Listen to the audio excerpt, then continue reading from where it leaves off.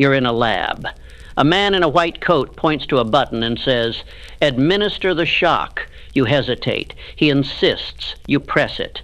A scream follows, then silence. Then the command again, "Increase the voltage." And you obey. Not because you're evil, not because you enjoy it, but because someone in authority told you to. Welcome to the Milgram experiment where morality dies in a lab coat. This wasn't a movie. This wasn't a prank. This was science, and it exposed a horrifying truth. Most people would torture a complete stranger if someone with a clipboard said it was okay. Let that sink in. Obedience isn't loyalty. It's a weapon. And history? It's soaked in the blood of those who just followed orders. But who was the mastermind behind this brutal social mirror? Stanley Milgram didn't look like a villain. He didn't carry a whip or wear a crown. He wore glasses. He smiled. He asked questions like, "How far will the average person go just because someone tells them to?" In 1961, while the world was still reeling from the horrors of Nazi Germany, Milgram had a dangerous idea. What if Auschwitz didn't need sadists? What if it just needed rule followers? So he built a fake machine, hooked it up to an actor pretending to be a learner. Then he invited volunteers, real everyday people, to come in and play the role of the teacher. Their task? Simple. Ask questions. If the learner gets it wrong, hit the shock button. With every wrong answer, the voltage climbs. 15 volts, 75 volts, 150 volts, 300 volts. By 375, the actor is screaming in agony. By 450, he goes completely silent. And yet, the majority of participants kept pressing the button. No gun to their head, no reward, just a man in a lab coat saying, "The experiment requires that you continue." And most did.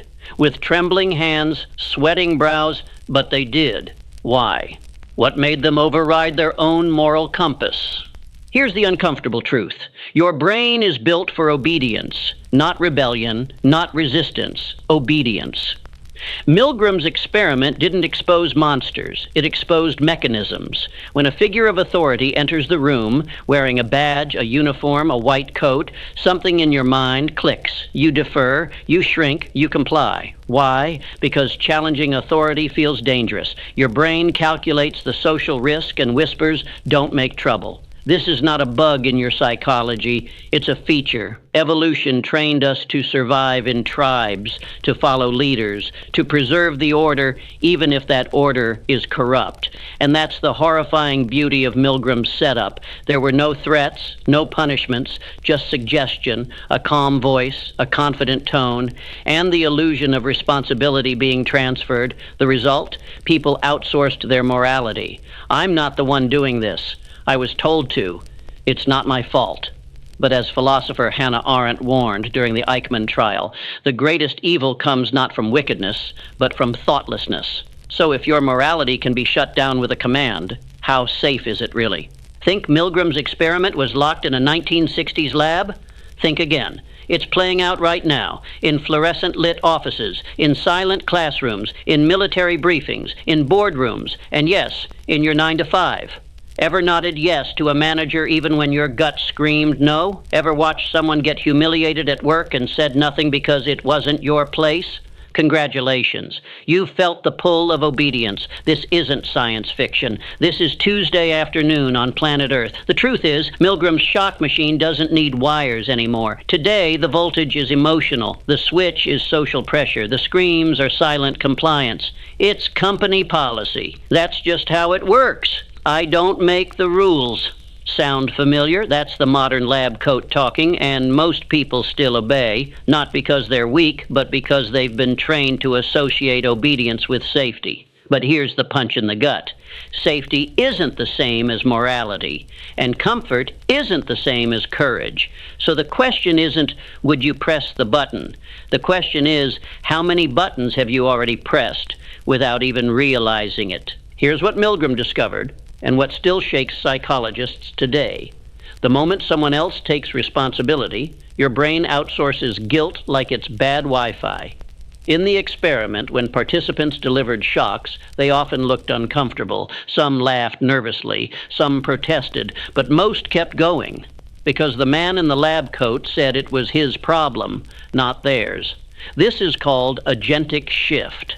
when a person stops seeing themselves as an autonomous moral agent and instead becomes an instrument for someone else's will. Translation: I didn't do it, I was just the tool.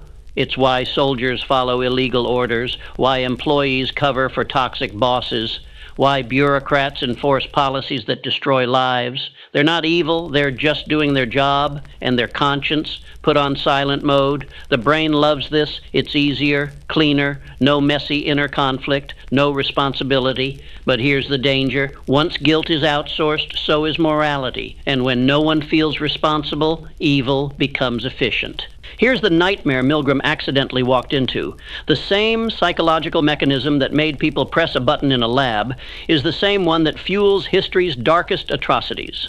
Let's talk about Adolf Eichmann, a pencil-pushing Nazi bureaucrat, not a general, not a warlord. He didn't shoot anyone. He signed papers. He scheduled trains. He optimized genocide. When Hannah Arendt covered his trial, she didn't see a monster. She saw a man who said, "I was just following orders." Sound familiar? This is the banality of evil, when horror doesn't look like fangs and fire, but like a desk job. It's when evil wears a tie, smiles politely, and files the paperwork. Milgram's experiment wasn't some academic curiosity. It was a mirror held up to every system that runs on obedience: armies, corporations, governments. When morality is replaced by duty, when questioning is replaced by compliance, that's when evil becomes industrial. And it's not committed by psychopaths. It's committed by you, if you're not awake. By me. By the person who says, well, if no one else is speaking up, I guess it must be fine. You don't need to be in a war zone to obey blindly. You just need a boss, a teacher, a parent, or a culture that punishes disobedience. Obedience isn't just for soldiers and scientists. It's stitched into your daily life, silently shaping your decisions like a ghost in the background. Why did you stay silent when your manager crossed the line? Why did you laugh at that joke you knew was cruel? Why did you agree to something that made your stomach twist? Because somewhere in your wiring, a voice said, don't rock the boat, play it safe, keep your head down. That's the obedience reflex, the one Milgram exposed under a microscope. But out here, in the real world, it's not shocking strangers, it's betraying yourself, little by little. Every time you choose to conform over confront, every time you say yes to avoid discomfort, you're not making a harmless choice, you're practicing submission. Not to reason, not to ethics, but to pressure. And over time, that pressure becomes identity, and your silence becomes complicity. Rebellion sounds sexy on paper, leather jackets, raised fists, iconic speeches, but in real life, rebels don't look heroic, they look difficult, irrational, threatening, because rebellion doesn't start with a battle cry, it starts with a whisper, this doesn't feel right. And that whisper gets buried under a mountain of voices yelling, don't be dramatic, this is how it's done. Who do you think you are? That's why most people never rebel, not because they're weak, but because rebellion costs something. It costs approval. It costs comfort. It costs your seat at the table. And for what? For being the only person in the room who says no. In Milgram's study, the rebels were the minority. The very few who said, I won't do this. They weren't rewarded, they were pressured, judged, isolated, but history remembers them. Because rebellion isn't the absence of fear, it's the refusal to hand over your conscience for a receipt. Here's the million-volt question. Why do some people stop pressing the button, while others keep going until the screams stop? It's not higher IQ, not stronger muscles, not some genetic hero gene, it's something rarer, internal authority. The rebel doesn't need a lab coat to tell them what's right.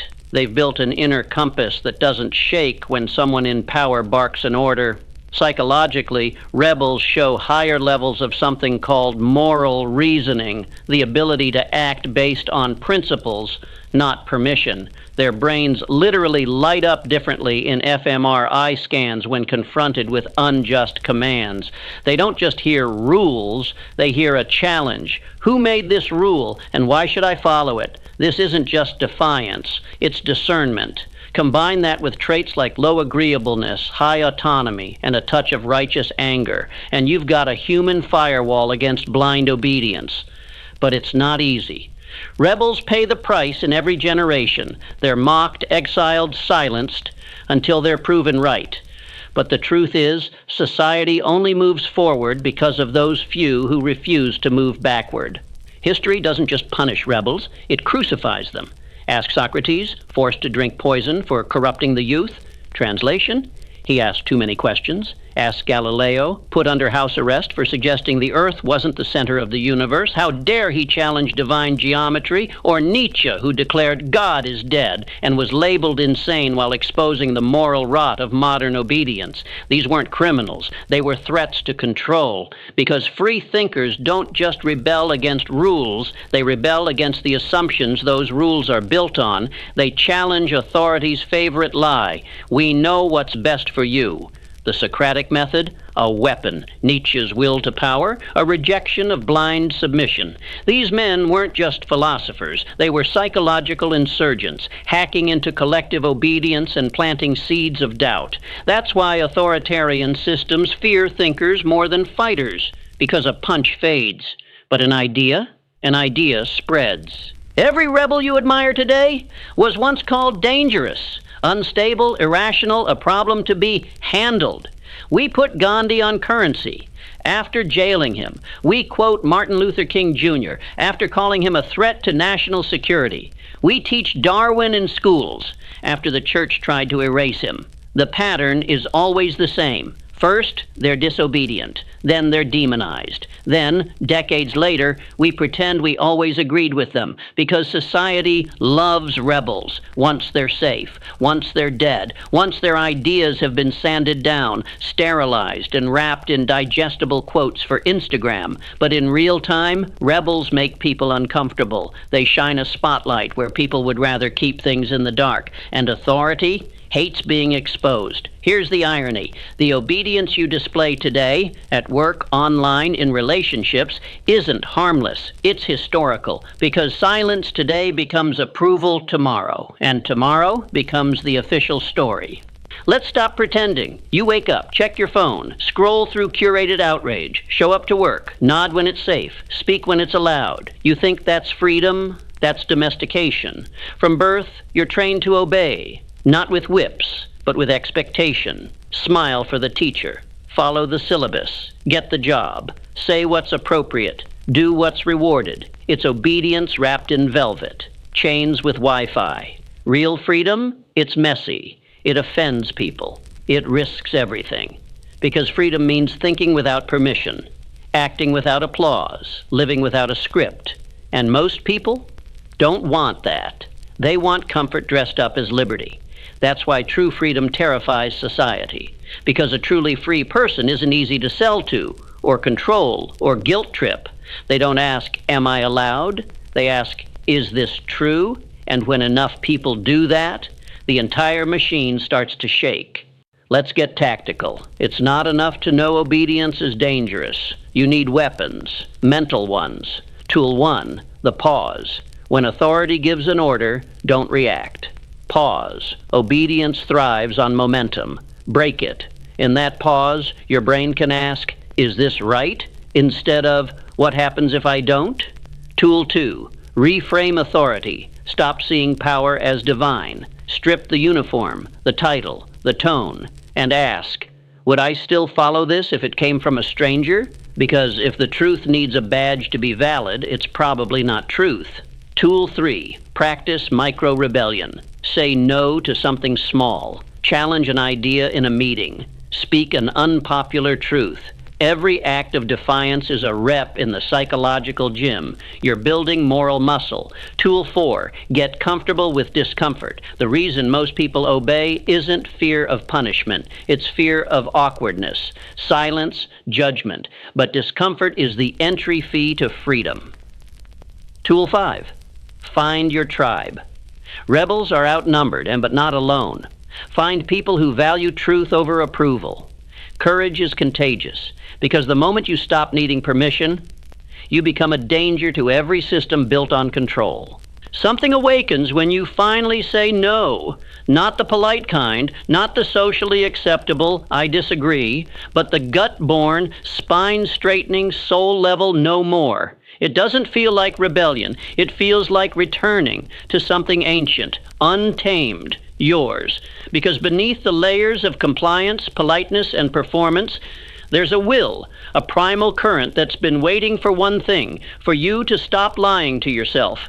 And when it erupts, you stop asking for permission. You stop needing approval. You become the very thing the system was designed to suppress, a sovereign individual. This is not rage for the sake of rage. It's not chaos. It's clarity. It's the moment when your inner compass drowns out the noise of the crowd. And here's the twist. The world won't celebrate you. It will fear you, because nothing terrifies an obedient culture more than a person who no longer bows. No lab coat, no script, just a voice, your own, finally unshackled. In the end, you have two choices. You can remain the obedient sheep, safe, silent, approved, fed by the system, praised for compliance, and slowly erased. Or you can become the wolf, the one who doesn't wait for orders, who hunts alone, not because he's lost, but because he refuses the leash. The wolf is not cruel, he's clear. He doesn't obey, he decides. He doesn't fit in, he leads. And when the herd runs from fear, he runs toward truth. Nietzsche called it the will to power, not dominance over others, but mastery over yourself.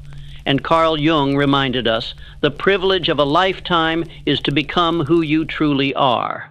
But that path, it's not safe, it's not warm, it's not for the faint. It's for those who'd rather be free and feared than accepted and forgotten. So choose, not later, now, because the world doesn't need more obedience. It needs more wolves. If this awakens something in you, subscribe. The next video takes you deeper down the path, one step closer to the mind that bends, breaks, and rewrites the world.